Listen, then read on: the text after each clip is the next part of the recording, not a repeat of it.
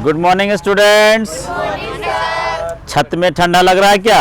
Yes sir. क्यों नहीं लगेगा? बहुत ठंडा लग रहा है सर। हाँ, लेकिन जो लोग माथा नहीं ढका है ना, लोग समझेगा बाद में। तो आप भी नहीं ढके। अरे मेरा छोड़ो ना, हम तो कोई दिक्कत नहीं। मेरे पास देखो ये है ना, ये बचाता है ये।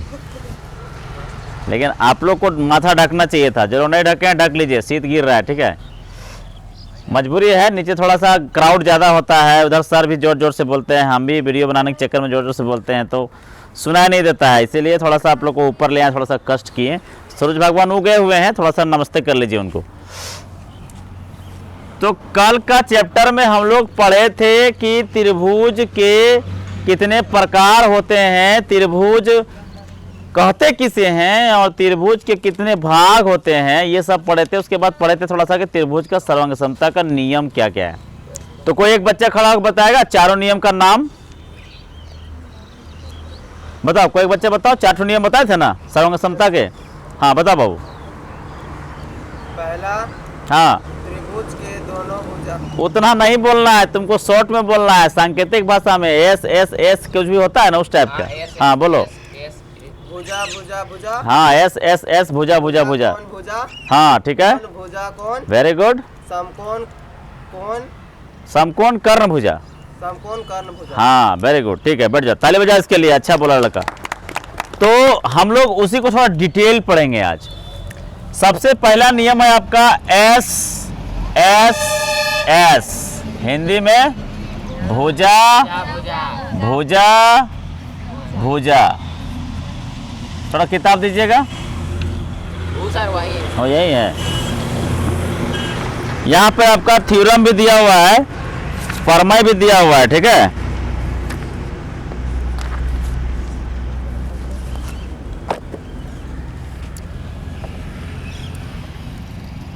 थोड़ा हिंदी मेरा कमज़ोर है, इसलिए हर्षव दुर्गो गड़बड़ा जाता है। इंग्लिश भी कमज़ोर है, हिंदी भी कमज़ोर, ऐसे कैसे हो सकता है? नहीं, हिंदी में हर्षव दुर्गो गड़बड़ा जाता है। देखिए एस एस एस, भुजा भुजा भुजा। देखिए मान के चलिए एक त्रिभुज हम ऐसा करके ले लिए हैं। अब सर्वांगसम का मतलब होता है कि सेम ऐसने एक और त्रिभुज है ना। फोटोआ में हो सकता है तनी मनी हिंदी दिखे, अलग बात है, नाप के तो हमने नहीं बनाए हैं, लेकिन आपको बता दे रहे हैं कि ए है, ई बी है, ई सी है, ई डी है, ई है और ई एफ है। ये त्रिभुज का नाम है त्रिभुज ए बी सी, और इस त्रिभुज का नाम है त्रिभुज डी ई एफ।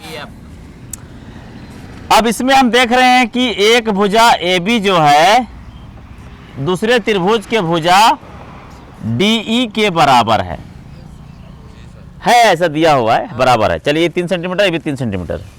ठीक है, चलिए लिख भी देते हैं 3 सेंटीमीटर 3 सेंटीमीटर।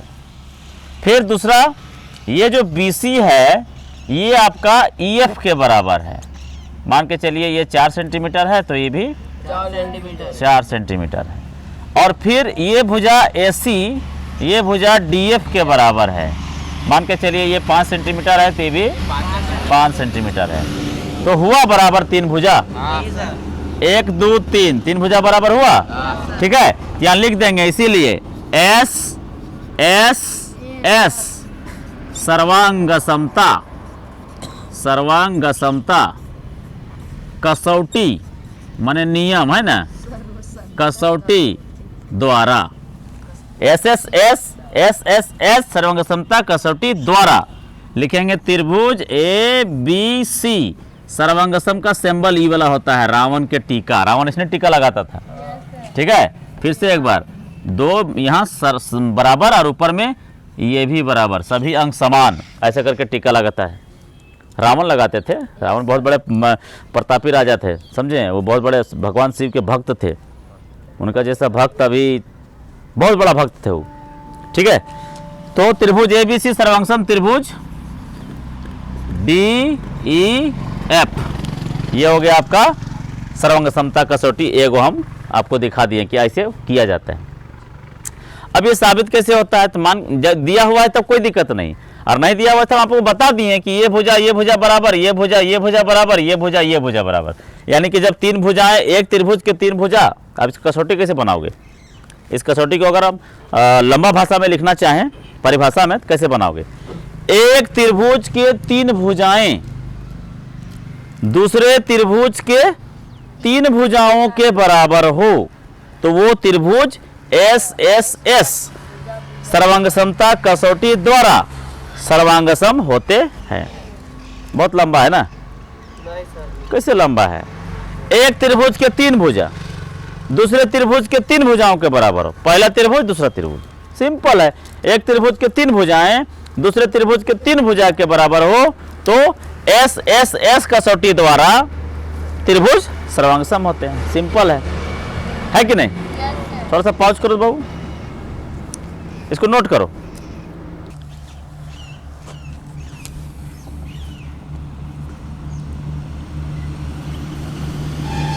देखिए अब अगला कसौटी, दूसरा कसौटी क्या था? SAS, यही ना था? भुजा कौन भुजा। इसमें क्या कंडीशन रहेगा कि एक त्रिभुज की 2 भुजाएं, एक त्रिभुज की 2 भुजाएं, एक ये भुजा एक ये भुजा, ये भुजा और दूसरा ये भुजा और ये भुजा, ये दोनों आपस में क्या होगा? बराबर। और एक कोण भी बराबर होगा। एक त्रिभुज की 2 भुजाएं उसके अंतर्गत कोण और दूसरे त्रिभुज के 2 भुजाएं और उसके अंतर्गत कोण के बराबर होगा, यानी कोण A बराबर कोण D होगा। तो SAS सर्वांग समता कसौटी द्वारा दोनों त्रिभुज आपस में क्या हो जाएगा? सर्वांग सम हो जाएगा। समझ रहे हो नहीं समझ रहे हो?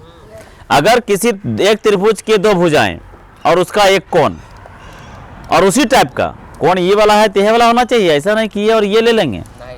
है ना? और दूसरा त्रिभुज का 2 भुजा और एक कोण अगर बराबर हो तो उसे हम SAS, ऐसे भी नहीं समझ रहे हो? देखो 2 भुजा एगो कोण, यस सर। 2 भुजा और एगो कोण बराबर हो तो उसको सर्वांग समता कसौटी SAS द्वारा सर्वांग सम किया जाता है। कोई दिक्कत नो सर। नहीं ना? उतारो इसको, फिर से उतारो सब। हाँ, अगला है आपका ASA यानी कोण भुजा कोण। इसमें क्या है कि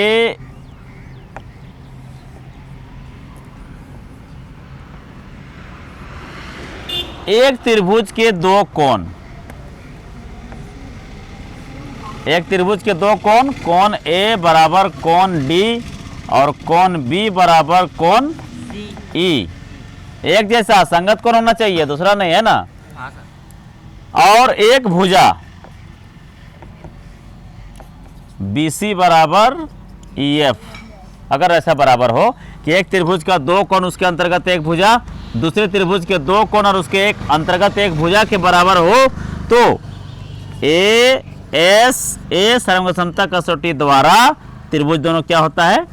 सर्वांग सम होता है। समझे कि नहीं समझे? समझे ना?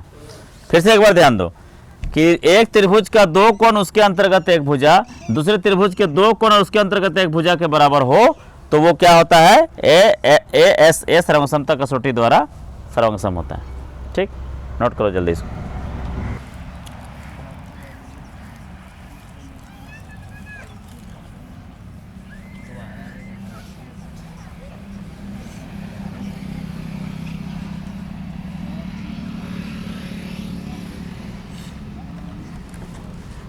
चौथा जो सर्वांग समता कसौटी है, ध्यान दीजिएगा, चौथा सर्वांग समता कसौटी RHS।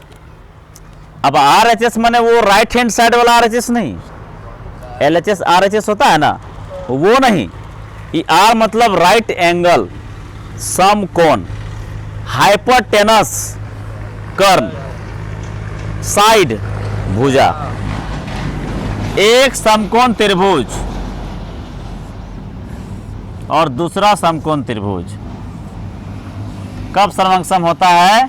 इसका नाम ABC और इसका नाम DEF। ये समकोण त्रिभुज है, 90 डिग्री है और यहाँ भी 90 डिग्री है।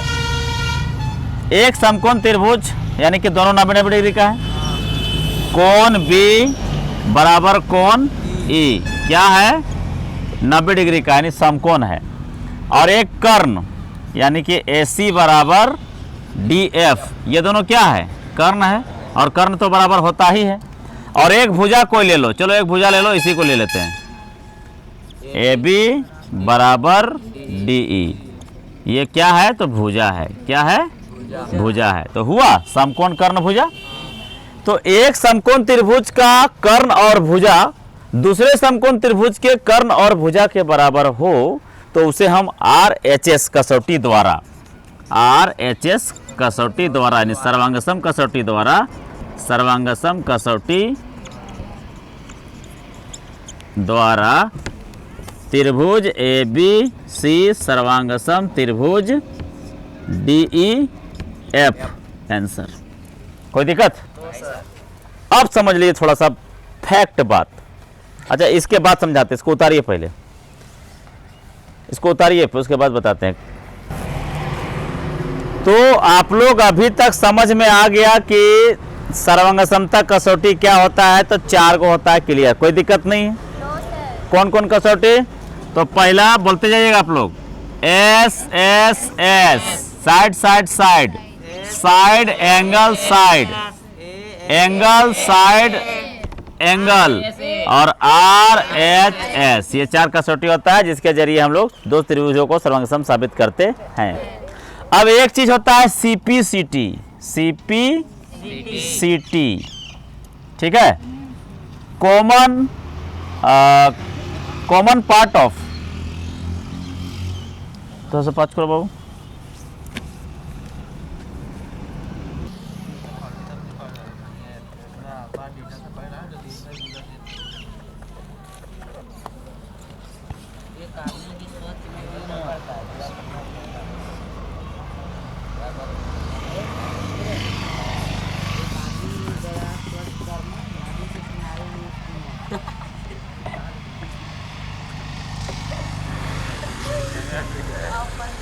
हल्ला मत करो।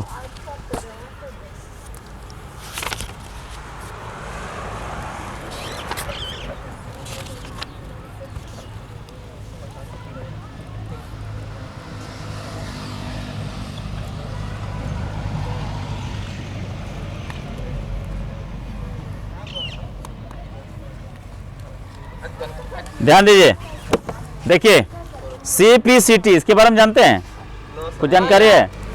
CPCT इसका फुल फॉर्म होता है क्रॉसपोंडेंस पार्ट ऑफ कॉन्ग्रुएंट ट्रायंगल, यानी कॉन्ग्रुएंट ट्रायंगल बोला जाता है सर्वांगसम त्रिभुज को, है ना। यानी सर्वांगसम त्रिभुजों के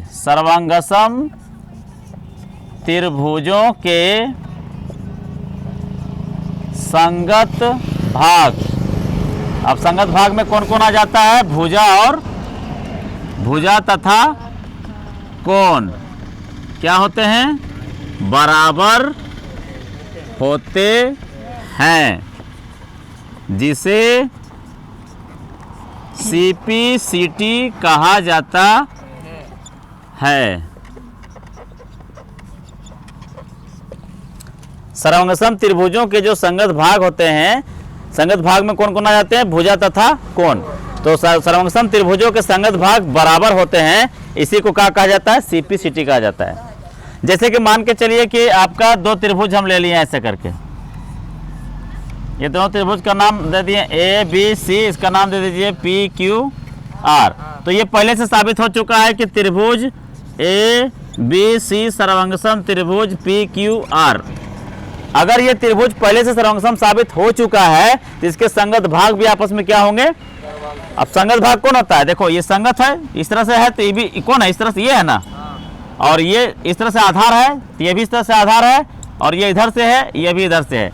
ये वाला भाग यानी कि AB जो है वो आपका PQ के बराबर हो जाएगा, BC जो है वो आपका QR के बराबर हो जाएगा, और AC जो है वो आपका PR के बराबर हो जाएगा, तथा कोण A जो है वो कोण P के बराबर हो जाएगा, कोण B जो है वो कोण Q के बराबर हो जाएगा, और कोण C जो है वो कोण R के बराबर हो जाएगा। इसी को कहा जाता है संगत भाग, यानी कि CPCT फुल फॉर्म होता है correspondence part of congruent triangle.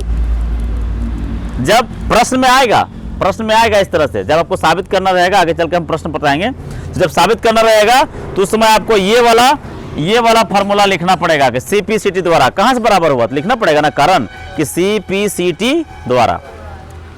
ठीक है, समझ में आया कि अगर दो त्रिभुज सर्वसम हो जाते हैं तो उन त्रिभुजों के संगत भाग, अब संगत भाग में संगत भुजा और संगत कोण दोनों क्या होता है, बराबर होता है। संगत माने कॉरस्पॉन्डेंस, तो उसको क्या बोला जाता है, CPCT। क्या बोला जाता है, CT। कोई फुल फॉर्म पूछेगा या फिर याद रखने के लिए याद रखिएगा, क्रॉसपॉन्डेंस। बोलिए, पार्ट ऑफ कॉन्ग्रेंट ट्रायंगल। अब इसको कांग्रेस मत कर देना, कॉन्ग्रेंट मतलब सर्वांगसम, कॉन्ग्रेंट ट्रायंगल। ठीक है, याद रहेगा। चलिए बंद कीजिए, उतारिए और घर जाइए।